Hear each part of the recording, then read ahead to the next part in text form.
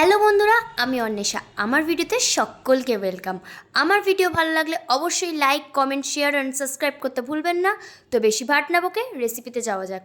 আজকে আমি একটা দারুণ স্বাদের কাঁকড়া রেসিপি শেয়ার করতে চলেছি। তো তার জন্য আমি সবার প্রথমে এখানে আলু ভেজে নিচ্ছি। আলুটাকে ডুমো ডুমো করে কেটে নিয়েছি এবং কড়াইতে তেল দিয়ে আলুটা খুব ভালো করে ভেজে নিচ্ছি নুন আর হলুদ দিয়ে। তো আমার এখানে আলুটা ভাজা হয়ে গেছে আর আমি আলুটা একটা জায়গায় তুলে রাখছি।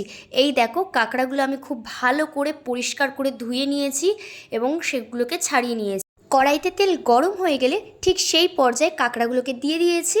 তারপর আর কিছুই না, কাঁকড়াগুলোকে খুব ভালো করে আমি ভেজে নিচ্ছি। ভাজতে ভাজতে দেখবে একটা সময়ের পর কাঁকড়ার কালার কিন্তু আস্তে আস্তে চেঞ্জ হয়ে যাচ্ছে।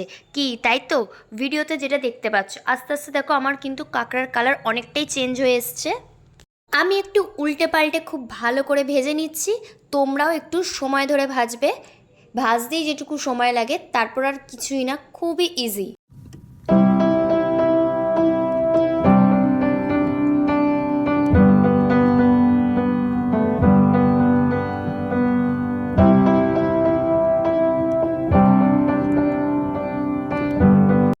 প্রায় 5 মিনিট পর কিন্তু আমার কাঁকড়া ভাজাটা কিন্তু অনেকটাই হয়ে এসছে। দেখো কালারটা কি সুন্দর, একটা লাল রঙের কালার চলে এসছে। তারপর আমি একটা জায়গায় কাঁকড়াগুলোকে তুলে নিয়েছি। তারপর সেই কড়াইতে বেশ কিছুটা সর্ষের তেল দিয়ে আমি তেজপাতা আর গোটা জিরে ফোড়ন দিয়ে দিয়েছি। এই দেখো, কাঁকড়াগুলো একটা জায়গায় তুলে রেখেছি। এরপরে তেলটা খুব ভালো মতো আমার গরম হয়ে গেলে আমি এই তেলের ওপর দিয়ে দেবো কুচানো পেঁয়াজ। কুচানো পেঁয়াজটা দিতে গিয়ে আমার কয়েকটা টমেটো পড়ে গেছে তেলের ওপরে, ঠিক আছে? তোমরা কিন্তু টমেটোটা পরেই দেবে। আমি এবার পেঁয়াজটা দিয়ে খুব ভালো মতো পেঁয়াজটাকে ভেজে নিচ্ছি। এরপর আমি দিয়ে দিচ্ছি সামান্য একটু চিনি।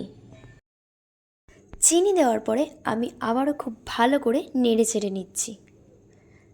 তারপরে আমি দিয়ে দেবো কেটে রাখা টমেটোগুলো এবং টমেটো দিয়ে আবারও খুব ভালো করে আমি নেড়ে চেড়ে নেব, আর কি রান্না করে নেব। এরপরে আমি দেব স্বাদ মতো লবণ। তারপরে আমি খুব ভালো করে নেড়ে চেড়ে নেবো। এখানে আমি একটা বাটা মশলা তৈরি করে নিয়েছি। এই বাটা মশলায় আছে আদা, রসুন, জিরে। সেটা আমি শিলনোড়ায় খুব ভালো করে একটা মিহি পেস্ট করে নিয়েছি। এরপর আমি দেবো হচ্ছে কাশ্মীরি লঙ্কার গুঁড়ো আর হলুদ গুঁড়ো। কাশ্মীরি লঙ্কার গুঁড়ো সুন্দর একটা লাল লাল রং চলে আসে।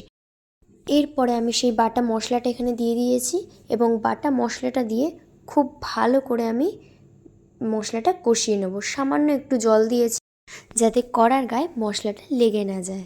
তারপরে আমি দিয়ে দিয়েছি সেদ্ধ করা আলু, যেটা আমি প্রেশার কুকারে 2টো সিটি মেরে রেখে দিয়েছিলাম। আলু দেওয়ার পরে মশলার সাথে খুব ভালো করে আমি আলুটাকে নেড়ে চেড়ে নিচ্ছি। তো এখানে দেখো আমার ঝোলটা ফুটতে শুরু করে দিয়েছে, একটা সুন্দর কালার চলে এসছে। ঝোলটাও কিন্তু ফুটতে শুরু করে দিয়েছে।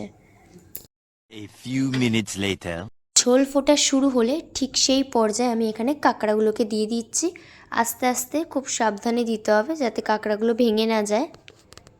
তো সবকটা কাঁকড়া আমি এইভাবে সাজিয়ে সাজিয়ে দিচ্ছি আর একটু খুন্তি দিয়ে আলতো হাতে একটু নাড়িয়ে চাড়িয়ে দিচ্ছি।